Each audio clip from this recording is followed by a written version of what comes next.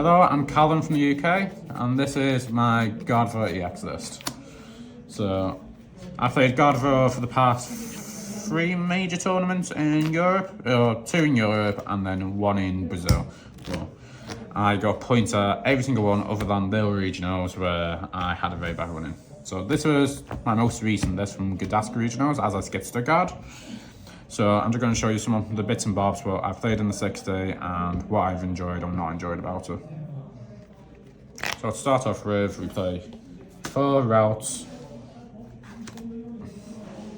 3 Mirage Deck Colia, and 3 with Fire Colia, 1 Mirage Deck.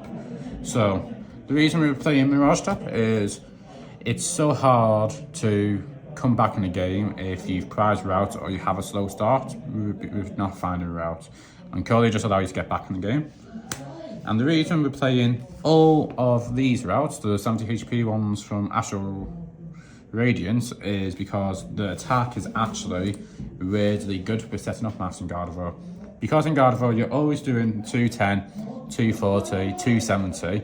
And in the early game, if you can teleburst a Pokemon for 10 and save an energy onto it, it means you either A, need 1 less energy to attack with, or B, you need 1 less energy attachment later on in the game to KO a Pokemon. So finding 270 with a baby Gardevoir is very easy. Doing that 280 is extremely difficult unless you're behind on prize cards.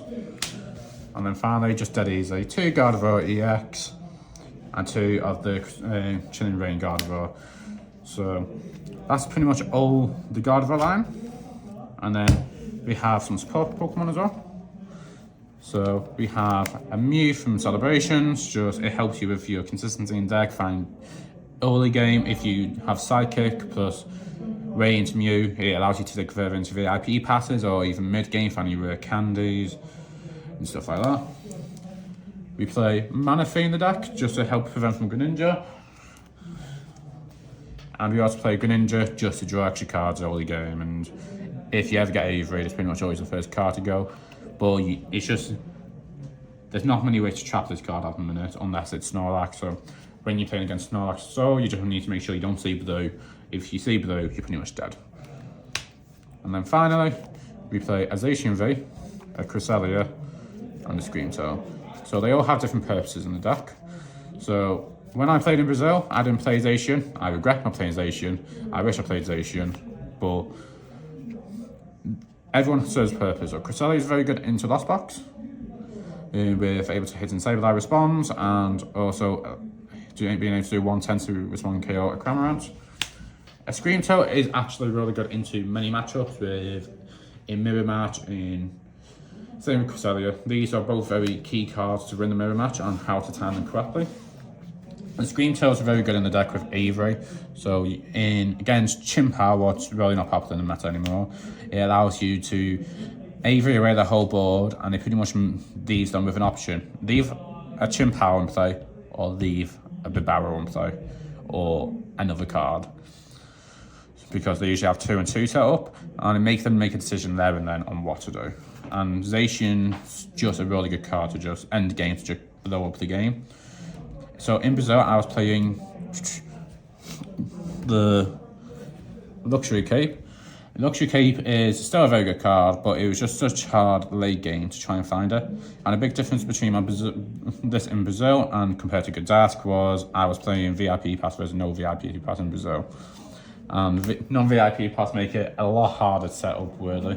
You're relying way too much on this little geezer not being prized. Next we go into the supporters. Very simple, basic for Iono. Well, it's just consistency. Like, as nice as research is, you control every card in the deck you're discarding, what means you have more management over your resources, what is huge in Gardevoir. If you understand how to manage your resources in the Mirror Match, it make life so much easier. To Avery's, I knew some people were playing 3, some playing 1, plus Power Pad, but Avery is such a good card. I was playing Avery back when Gardevoir first came out, after EUIC in London. I played Gardevoir to Malmo, and I was playing Avery, Echoing Horn, Cross Riches in the deck. And it just means there's so many easy ways to just make your opponent use so much resources fast and they can't recover. And then we play a boss's order just for simple gust.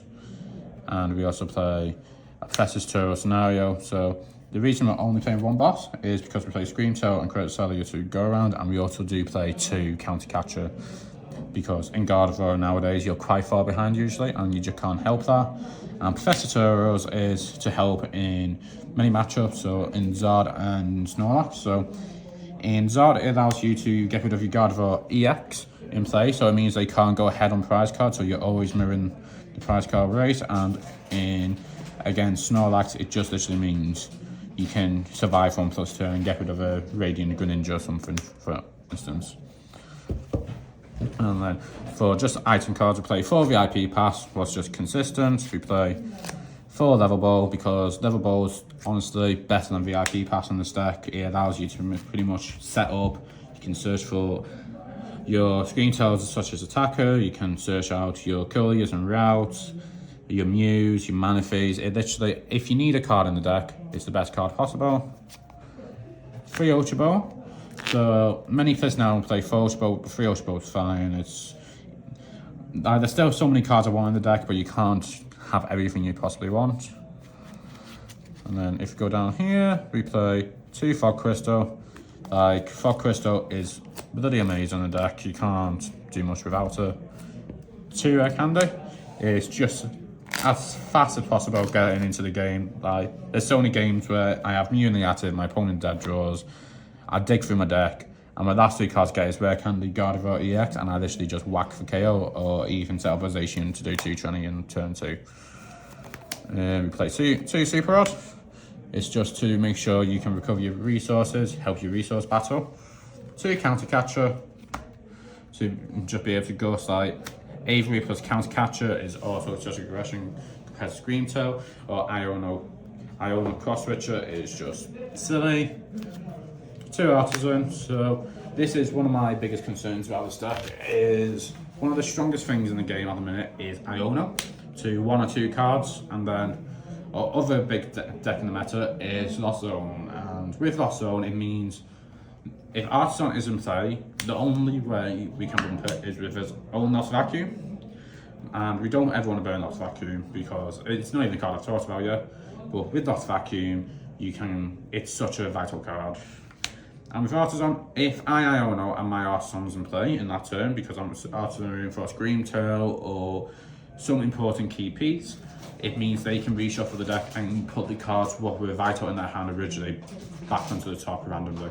And it's the same with a really niche play. If you get Iono down to the card side and like your last boss orders in the deck and you have Mew on bench, you can use Mew to reset your board state.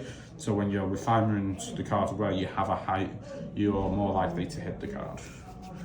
And then Lost Vacuum is good into many things, such as, so in Brazil, for instance, I played against a Charizard who was playing Scream Mask. Without the Scream Mask, it's a very bad matchup. With a Vacuum, it means I can Vacuum in the Scream Mask to take KO. It means I won't lose to just whacking Pokemon like in UV Max, where I'll just lose because of Box's Disasters.